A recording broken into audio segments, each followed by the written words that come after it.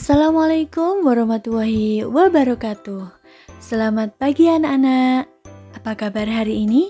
Semoga kalian dalam keadaan sehat dan dalam lindungan Allah Subhanahu wa taala.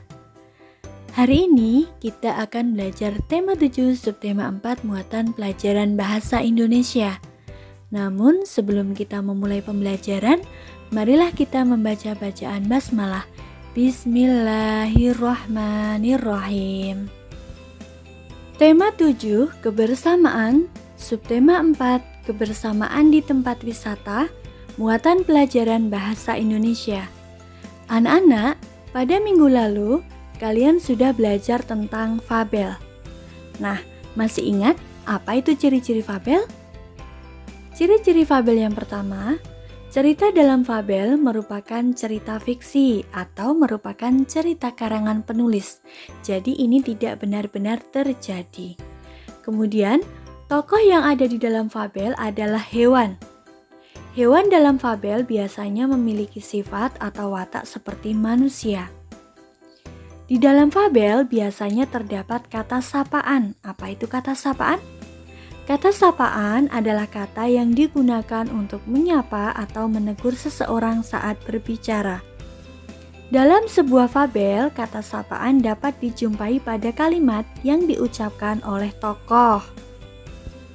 Anak-anak, kata sapaan digunakan agar kalimat yang diucapkan terdengar lebih santun saat kita berbicara. Kata sapaan itu ada beragam bentuk, antara lain nama kedudukan dalam keluarga seperti ayah, ibu, adik, kemudian gelar, atau jenis pekerjaan seseorang seperti Bu Guru, Pak Guru, Bu Dokter, Pak Dokter. Kata sapaan dapat diucapkan dengan menyingkat nama tokoh dalam cerita. Kata sapaan juga dapat digunakan untuk menunjukkan bentuk keakraban dalam cerita. Kata sapaan biasanya terdapat pada bagian percakapan tokoh dalam cerita.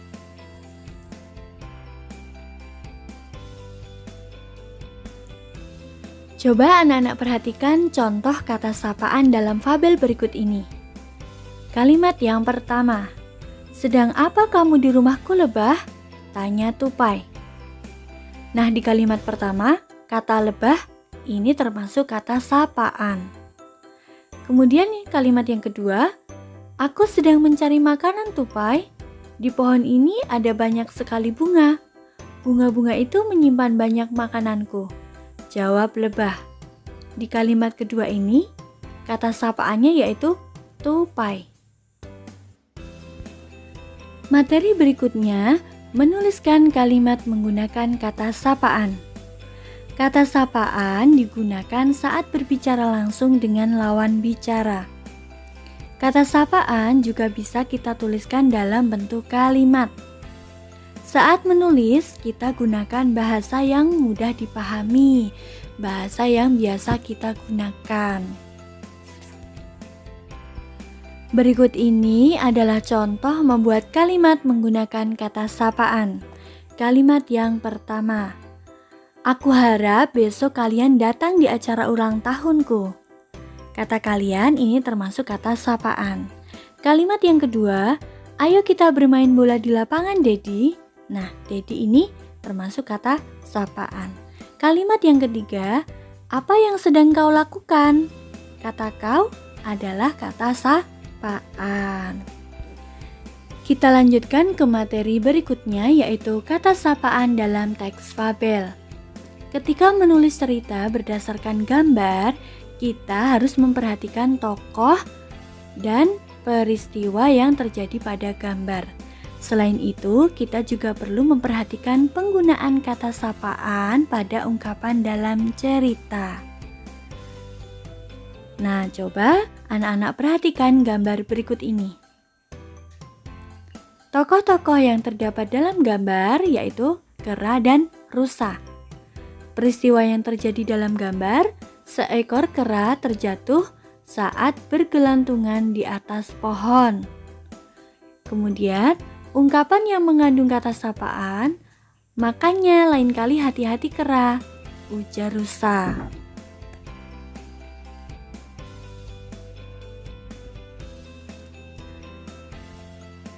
Menulis isi fabel. Fabel adalah cerita fiksi dengan hewan sebagai tokohnya. Cerita fiksi itu cerita yang tidak nyata.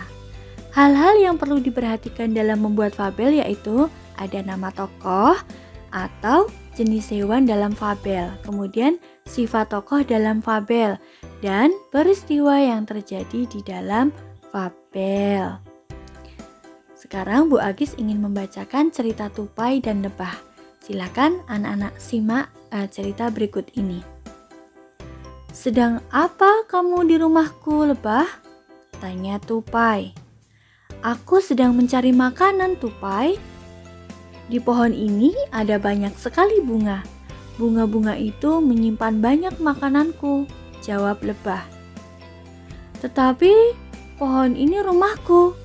Kalau kamu makan di sini, aku khawatir rumahku bisa rusak," ucap tupai.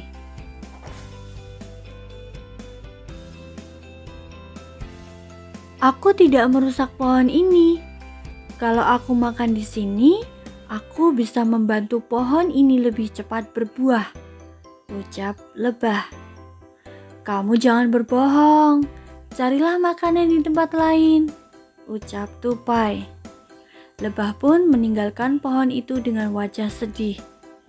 Lebah tidak pernah lagi mencari makan di pohon tempat tinggal tupai. Bunga-bunga di pohon itu pun lama-kelamaan menjadi layu. Tidak ada satu pun buah yang tumbuh di pohon.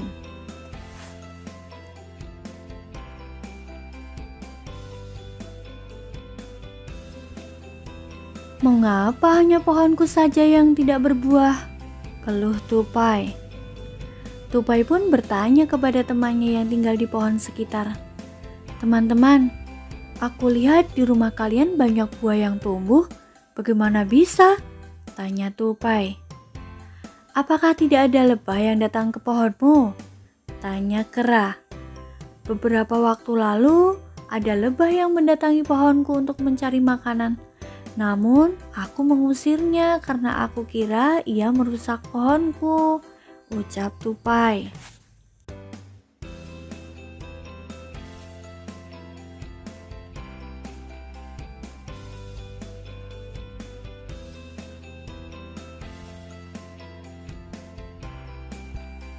Teman-teman tupai pun menjelaskan bahwa sikap tupai kepada lebah itu salah.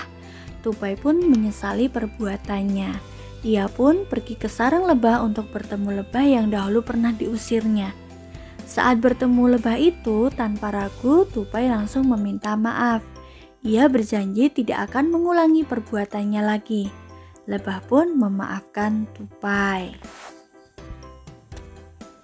Baiklah anak-anak, pembelajaran kita hari ini telah selesai.